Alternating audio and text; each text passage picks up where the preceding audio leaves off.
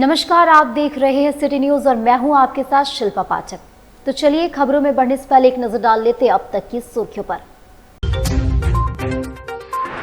झारखंड के राज्यपाल संतोष कुमार गंगवार पहुंचे जमशेदपुर। मेधावी छात्रों को प्रशस्ति पत्र और लैपटॉप बैग देकर किया सम्मानित।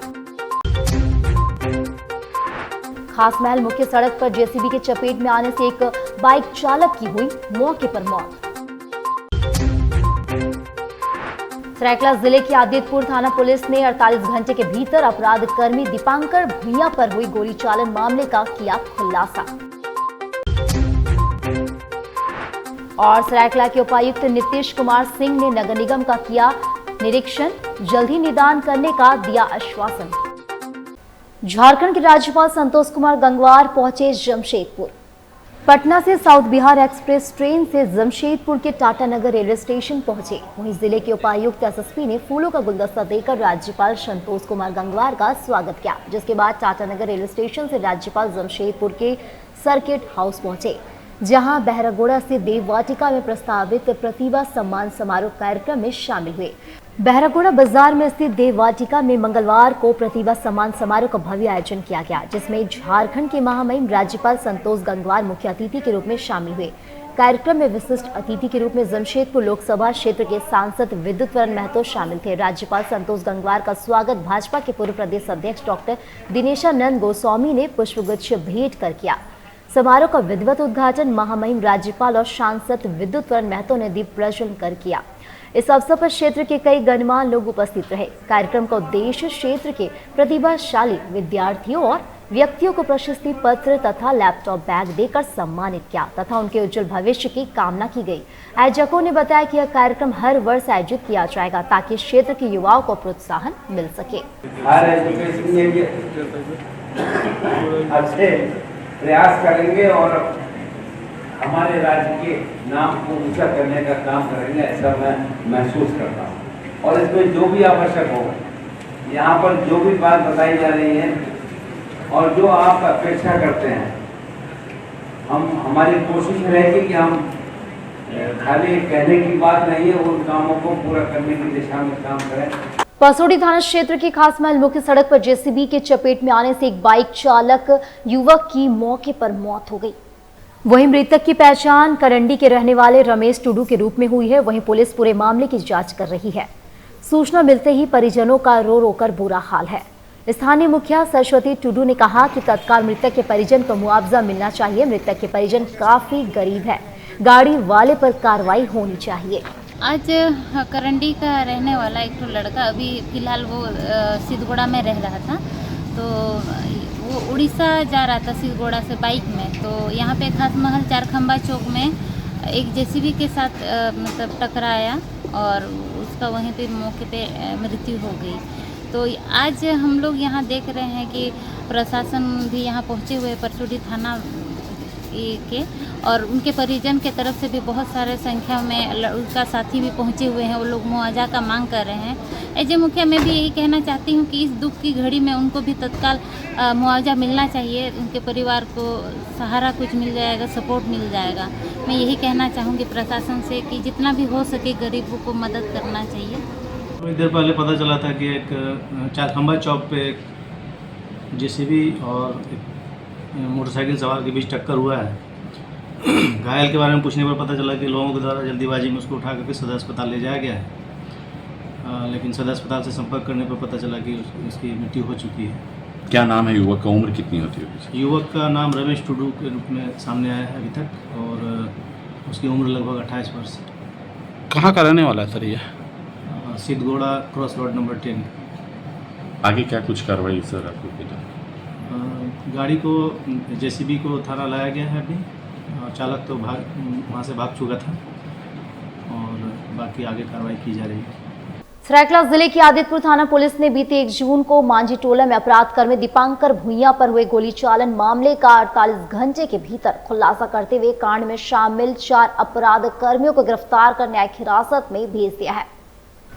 पुलिस की गिरफ्त में आए अपराध कर्मियों में कुख्यात सुभाष प्रमाणिक का बेटा मोहित प्रमाणिक, सुजल अधिकारी रोहित देशपांडे और जिशु गोप शामिल है। मंगलवार को एक प्रेस कॉन्फ्रेंस कर जानकारी देते हुए एसपी मुकेश कुमार लुनायत ने बताया कि गोली चालन में घायल हुए अपराधी दीपांकर भूया गिरफ्तार अभियुक्त मोहित प्रमाणिक के पिता सुभाष प्रमाणिक पर गोली चालन मामले का अभियुक्त रहा है। उसी का बदला लेने के उद्देश्य से मोहित ने अपने साथियों के साथ मिलकर दीपांकर पर गोली चलाई थी।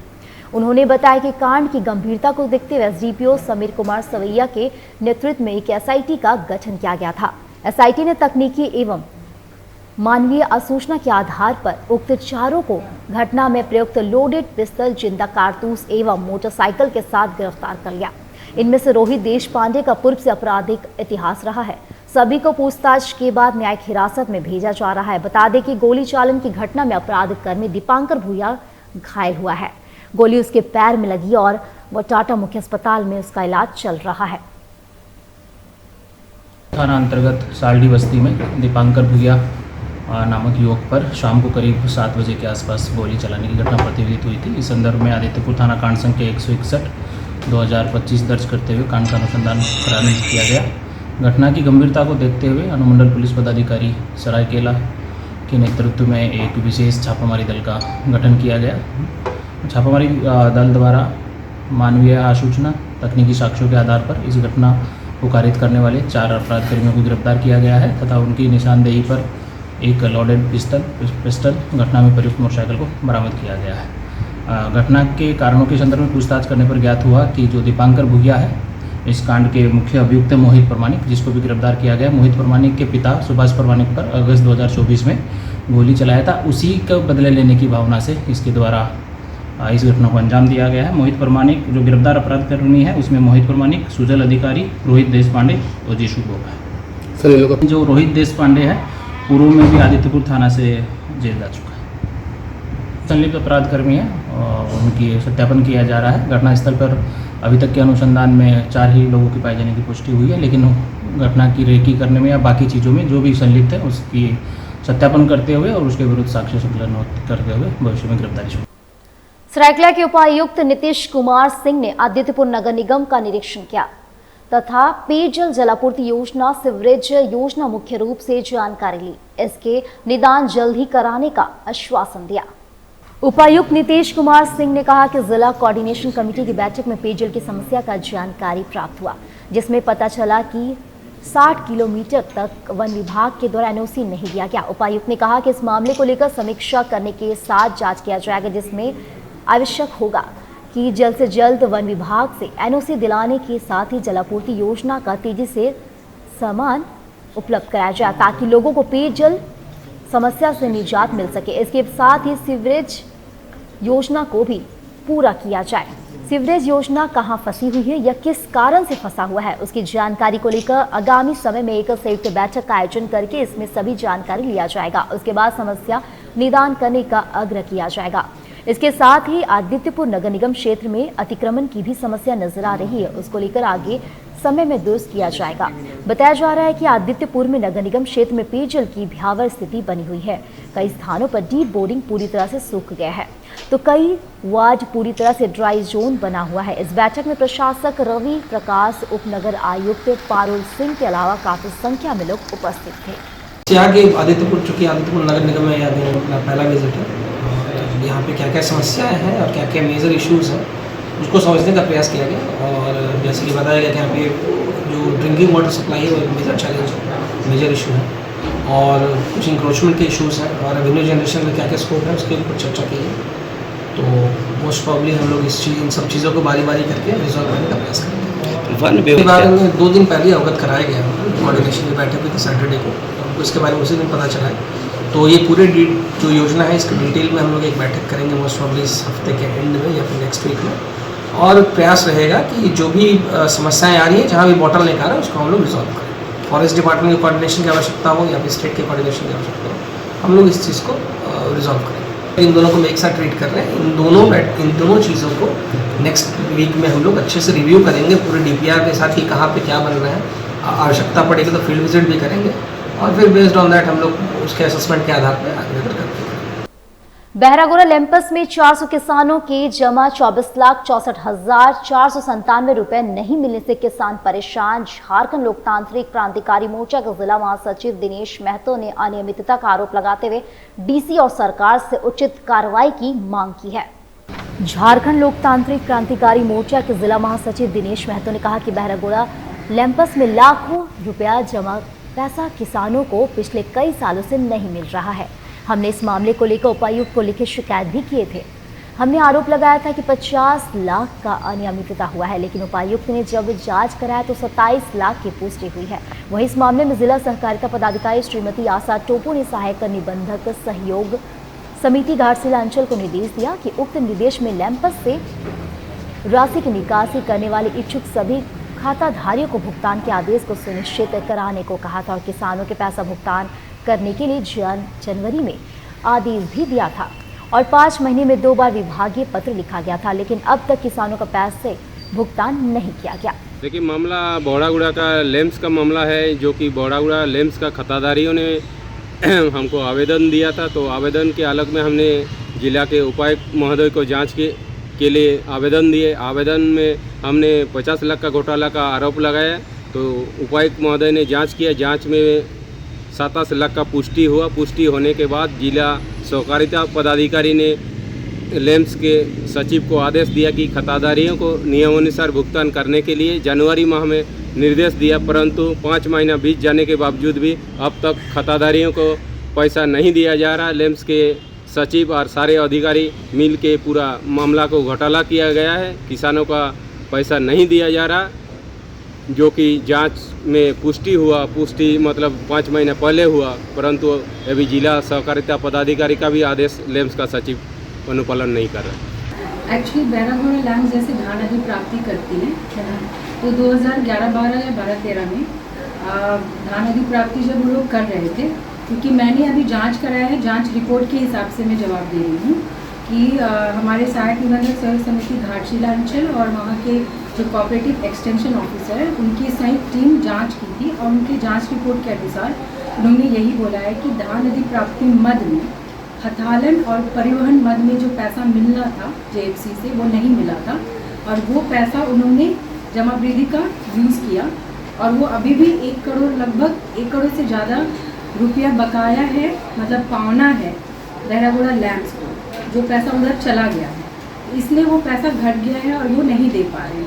लेकिन अभी भी कुछ पैसा जमा वृद्धि खाते में है बहरागोड़ा लैंड्स में।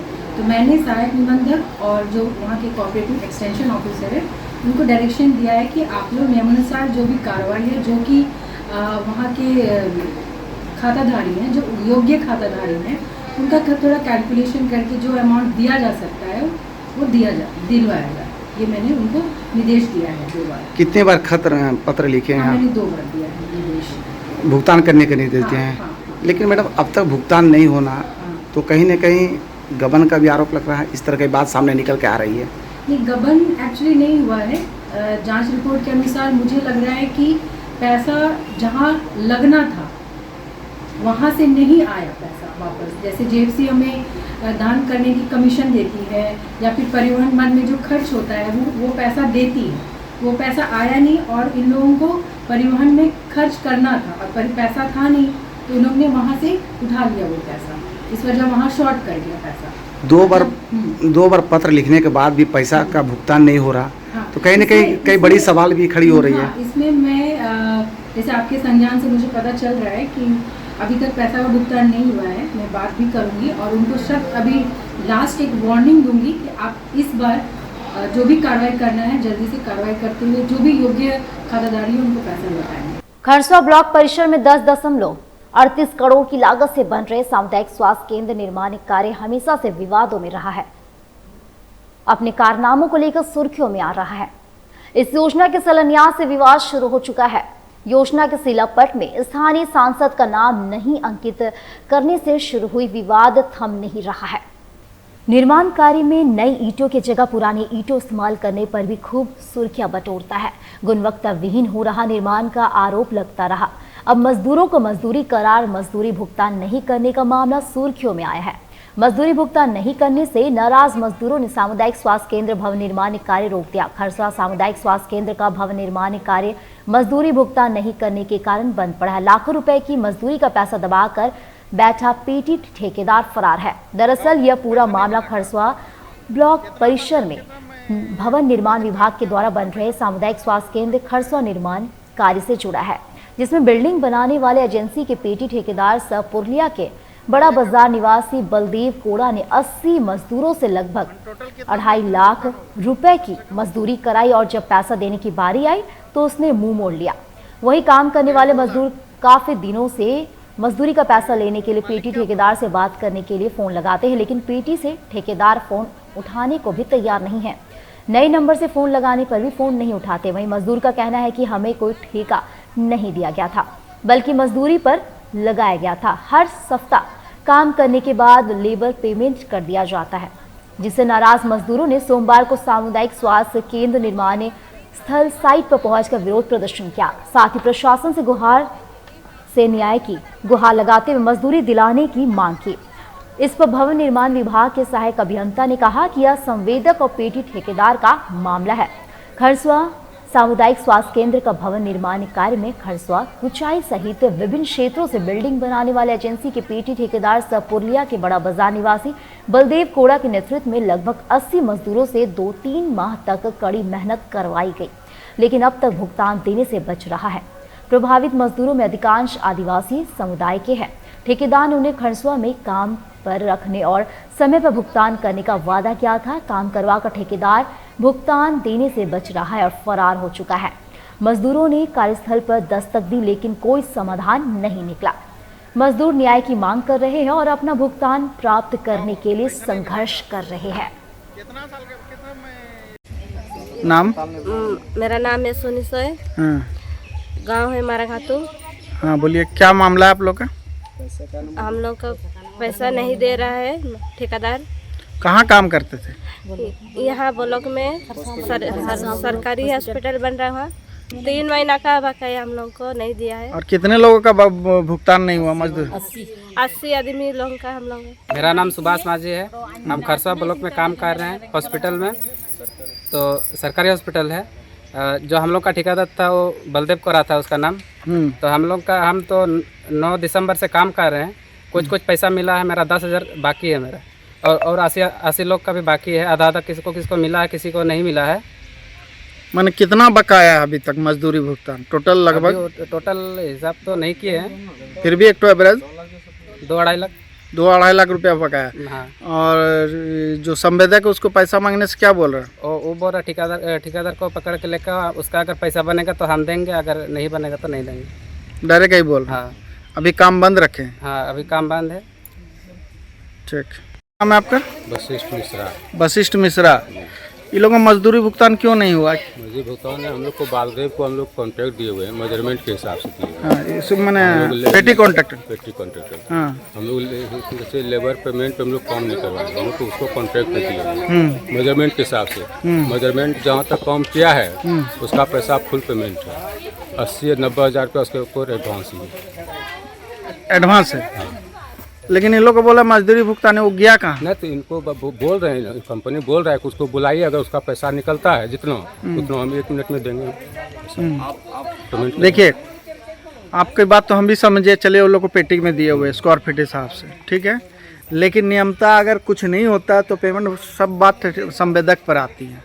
तो कंपनी बात करेगा सर। कंपनी बात संवेदक पर आती है कि आप मजदूरी भुगतान उन लोगों को नहीं मिला, बात संवेदक पर आती है। तो क्या कहना है? कंपनी से बात करें, उससे हम तो नया है कंपनी में सर, ये सब जानता है, हम नया है, इसका पूरा ये हमको नहीं है। ये लोग बोला 2 से 2.5 लाख रुपया मजदूरी बकाया। उसका हिसाब करेंगे तभी ना पता चलेगा सर। मानगो वन विभाग कार्यालय स्थित चेतना भवन प्रांगण में वन विभाग के तत्वाधान में 3 दिवसीय आर्ट कैंप का किया गया शुभारंभ। मानगो वन विभाग कार्यालय स्थित चेतना भवन प्रांगण में वन विभाग की ओर से 3 दिवसीय आर्ट कैंप का विधिवत शुभारंभ किया गया। आर्ट कैंप में 36 प्रतिभागी भाग ले रहे हैं। नाम विशेष नारायण सिंह है, मैं जमशेदपुर मानगो का हूँ। और ये जो कैंप है 3 दिवसीय, ये फॉरेस्ट डिपार्टमेंट और जमशेदपुर फॉरेस्ट आर्टिस्ट के तौर पे अब हम लोग साथ में कर रहे हैं। और ये आपको एक तरह से मकसद ये है कि कलाकारों को जागरूक करना, और एक तरह से हम लोग हर समर वेकेशन में एक कलाकार को छुट्टी का समय मिलता है, तो यहाँ जमशेदपुर के जितने भी कलाकार हैं दूर दूर से वो आते हैं और अपने टैलेंट को, अपने जो वर्क है उसको अपने लोगों के तरफ दर्शाते हैं। ये जमशेदपुर जो है फॉरेस्ट डिपार्टमेंट की तरफ से ये होता है। हाँ, जमशेदपुर फॉरेस्ट डिपार्टमेंट DFO है जो यहाँ के सर उनके गलमा कैंप्स के उनके द्वारा हो रहा है। और यहाँ के जो बाकी हम लोग कलाकार हैं, जमशेदपुर एक हम लोग का ग्रुप है जमशेदपुर और आर्टिस्ट के, तो हम लोग सब मिलके इसमें वर्क कर रहे हैं। जो यहाँ पे टोटल आर्टिस्ट आपके 38 है। 3 दिन चलेगा ये? 3 दिन ये चलेगा। यहाँ से शुरुआत हुआ है? आज से शुरुआत। किस चीज़ पे फोकस है आर्ट्स में? ये एक्चुअली ये आपको अभी 5 तारीख को हमारा इन्वायरमेंट डे है, उसको लेके हम लोग इस पर वर्क कर रहे हैं। क्या क्या इसमें बनाया जा रहा है आर्ट्स में? इसमें जैसे हमारे जैसे आपको कोरोना के टाइम में आप देखे ही हैं कि लोग ज़्यादातर वन प्रणालियों से ज़्यादा जीवित है, पेड़ पक्षी, वो इसी पे काम कर रहे हैं, पेड़ पे पौधा पे जानवरों को संरक्षण। उसी तरह से हम लोग अपने इस पर अब एक और सबसे बड़ी बात है कि जो झारखंड का ट्रेडिशनल है फोक आर्ट, उसको भी हम लोग इसमें इंक्लूड कर रहे हैं कि वो जो लुप्त हो रहा है, जो हमें उसको आगे बढ़ाना है, उसे हम लोग को काम कर रहे हैं। नमस्कार। एक्चुअली ये जो इवेंट है प्रकृति दिवस के उत्सव में हम लोगों ने एक आर्ट वर्कशॉप का ऑर्गेनाइज़ किए हैं, जिसमें आर्टिस्ट फोरम जमशेदपुर तथा फॉरेस्ट डिपार्टमेंट के सौजन्य से एक सुंदर इवेंट बनाया गया। 3 दिन का है, जो 3 जून से लेके 5 जून तक चलेंगे। इसका समय है सुबह 9 बजे से लेके शाम को 6 बजे, जिसमें 36 कलाकार जमशेदपुर तथा बाहर से भी काफ़ी कलाकारों में आए हैं और अपने अपने हुनर दिखाएंगे। इसमें हम लोग प्रकृति के ऊपर बेस करके काम करेंगे और हमारे यहाँ दोस्त लोगों ने काम कर रहे हैं, जो आगे चल के हम लोग इसको एज ए एग्जाम्पल प्रकृति बचाने के लिए इस्तेमाल करेंगे। क्या नाम है आपका? मेरा नाम शुभेंदु विश्वास है, आर्टिस्ट फोरम जमशेदपुर का मैं कन्वेनर हूँ। और अब वक्त हो चला है छोटे से ब्रेक का। बने रहे हमारे साथ और देखते रहे खबरें।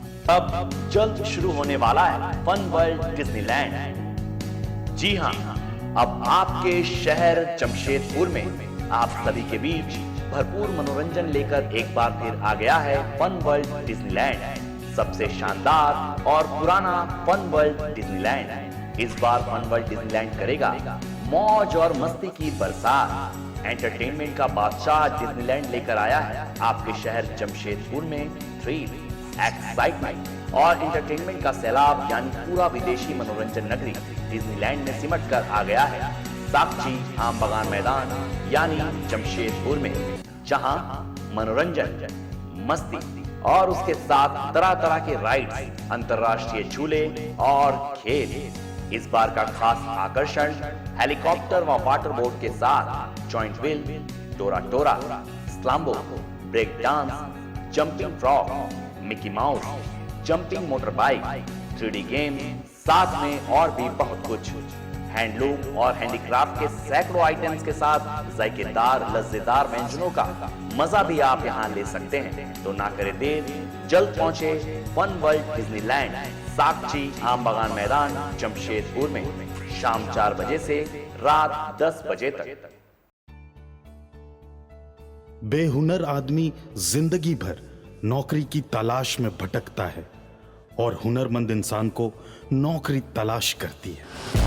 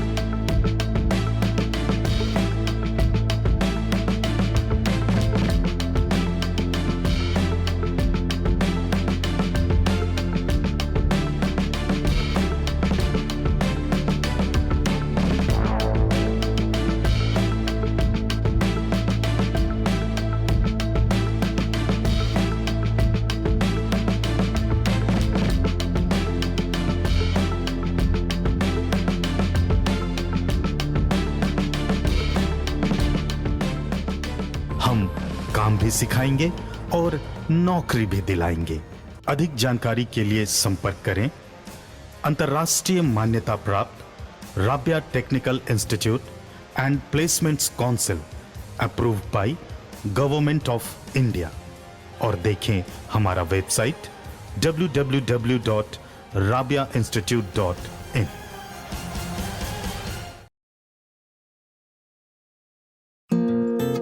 My Comfy Decor. Personalize your home. Here, you'll get best quality garments items. Best deals in all types of bed sheets, cushion covers, bed covers, comforters, sofa set covers, divan set, curtains, doormats, and many more items for your home decoration. Exciting offers going on.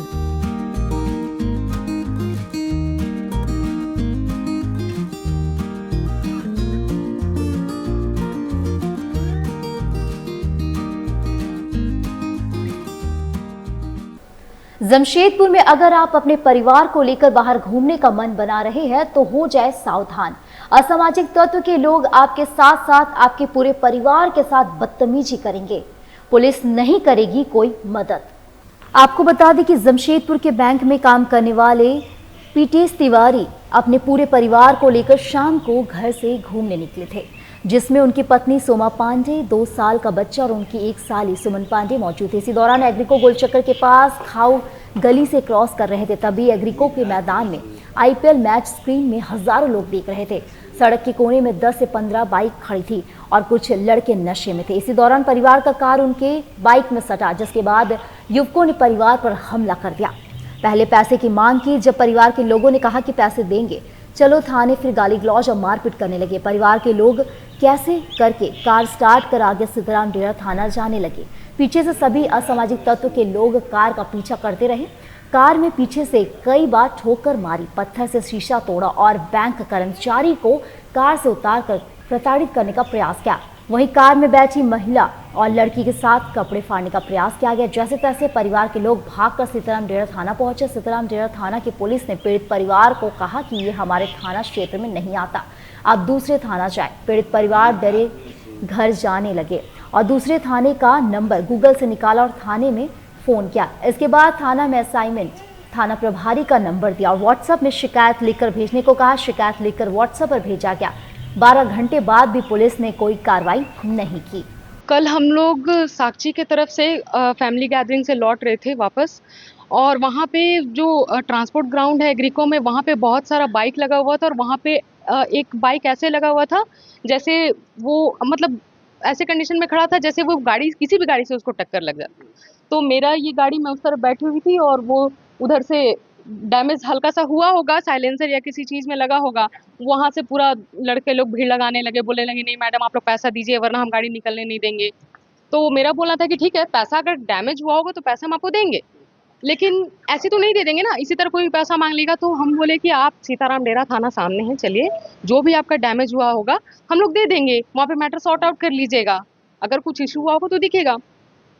तो फिर वो लोग इस side से आके मेरे husband को collar पकड़ के और उनको ज़बरदस्ती गाड़ी में हाथ डाल के खींच के निकालने की कोशिश किए और वो लोग निकाल के मारने भी लग जाते। जो माहौल था वहाँ पे उस साइड भी उन लोगों के साथ लड़की भी थी 2 ठो, और वो लोग भी मेरे से लड़ने लगी कि नहीं ये गाड़ी में डैमेज हुआ है मैडम आपको पैसा देना पड़ेगा। हम लोग नहीं आप थाना में चल के सॉर्ट आउट कीजिएगा तो होगा। उसके बाद फिर इनको निकालने का कोशिश किया और निकालने के बाद फिर जब हम लोग चिल्लाने लगे, हम और मेरी बहन दोनों चिल्लाने लगे, तो फिर मेरी बहन उतर के गई आगे, उन लोग को समझाई। उसके बाद बोले कि आप थोड़ा गाड़ी साइड में लगाइए फिर हम लोग बात करेंगे। वो लोग नहीं माने, गाड़ी भी निकलने नहीं दे रहे थे। और उसके बाद गाड़ी मेरा थोड़ा ही जैसे आगे बढ़ा तो हम लोग थाना की तरफ बढ़ने लगे। हम इनको बोले कि आप चलिए थाना, जो भी होगा हम लोग को पैसे दे देंगे।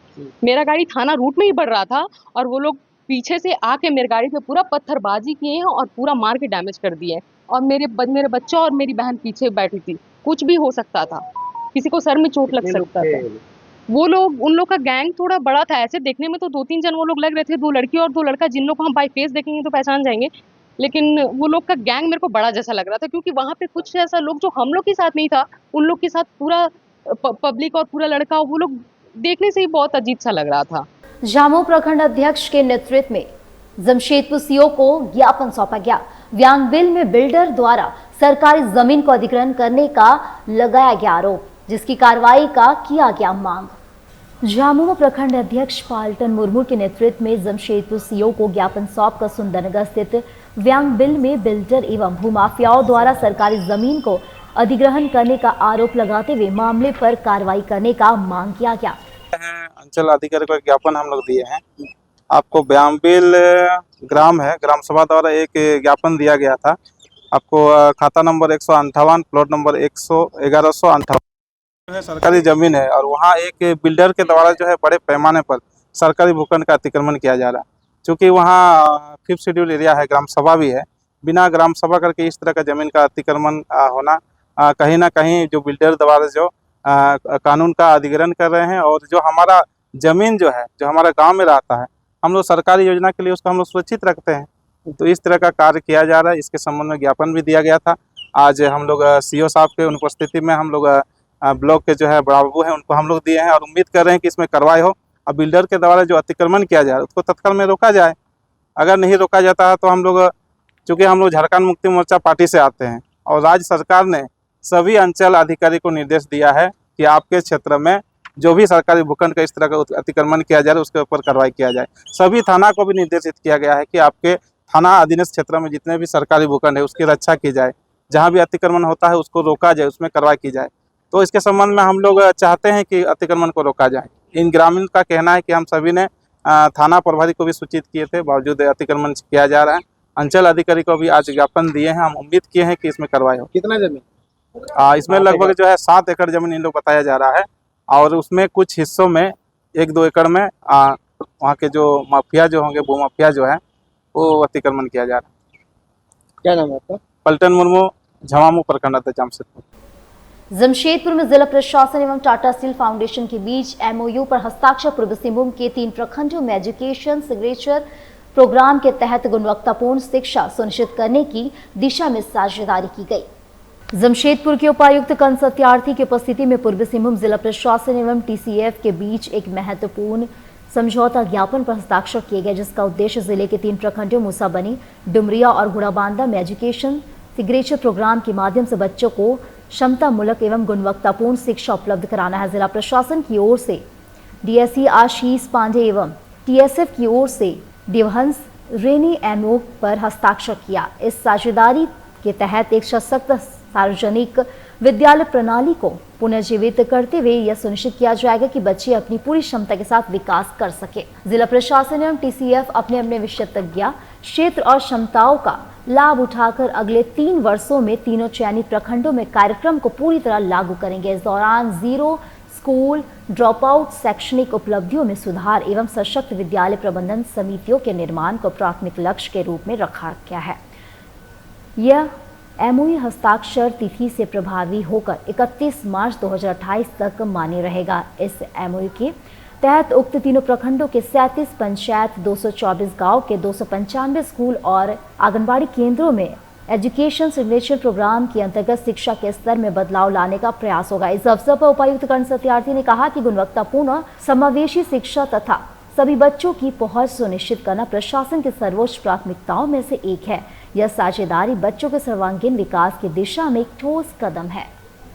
पूर्वी सिंहभूम जिला कांग्रेस कमेटी का एक प्रतिनिधिमंडल जिलाध्यक्ष आनंद बिहारी दुबे एवं वरिष्ठ नेतागण के नेतृत्व में वरीय आरक्षी अधीक्षक पीयूष पांडे से मिलकर जिला में पदभार ग्रहण करने पर बुके एवं अंगवस्त्र प्रदान कर अभिनंदन किया। जिलाध्यक्ष आनंद बिहारी दुबे ने औपचारिक मुलाकात में एसएसपी महोदय का ध्यान आकृष्ट करते हुए कहा कि जिले में विधि व्यवस्था दुरुस्त रखा जाए, जिससे आम नागरिकों, व्यावसायिक वर्ग के बीच सुरक्षा रहे। जमशेदपुर में वाहनों की संख्या बड़े पैमाने पर, इस संबंध में यातायात एवं पार्किंग पर जोर देकर समय समय पर जागरूकता अभियान भी चलाया जाए। चेकिंग के नाम पर जमशेदपुर में माहौल खराब हो रहा है, इस विषय में संवेदनशीलता रखना आवश्यक है, जिससे आम जनता का विश्वास प्रशासन और सरकार के प्रति सकारात्मक रहे। जिलाध्यक्ष ने जनहित के मामले में प्रशासन को सहयोग करने का आश्वासन भी दिया। जिला कांग्रेस कमेटी बुधवार को उपायुक्त महोदय से मूसाबनी के बाजार में दुकानदारों के विषय में मिलेगा। और चलते चलते एक नजर डाल लेते अब तक की हेडलाइंस पर। झारखंड के राज्यपाल संतोष कुमार गंगवार पहुंचे जमशेदपुर। मेधावी छात्रों को प्रशस्ति पत्र और लैपटॉप बैग देकर किया सम्मानित। खासमहल मुख्य सड़क पर जेसीबी के चपेट में आने से एक बाइक चालक की हुई मौके पर मौत।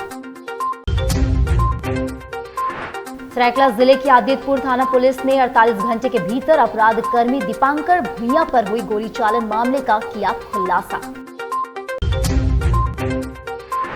और सरायकेला के उपायुक्त नीतीश कुमार सिंह ने नगर निगम का किया निरीक्षण, जल्द ही निदान करने का दिया आश्वासन।